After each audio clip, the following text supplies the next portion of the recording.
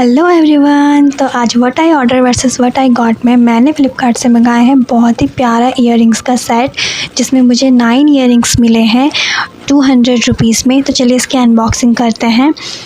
Packaging की अगर मैं बात करूँ तो आउटर एंड इनर पैकेजिंग मुझे इसकी इतनी खास नहीं लगी, बस ठीक ठाक थी। तो ये है वो इयररिंग्स जो मैंने मंगाए थे। ये टोटल 9 इयररिंग्स हैं जो कि बहुत प्यारे लगे। इनमें से कुछ स्मॉल इयररिंग्स हैं एंड कुछ थोड़े बिग हैं। तो चलिए देखते हैं ये कैसे आए हैं।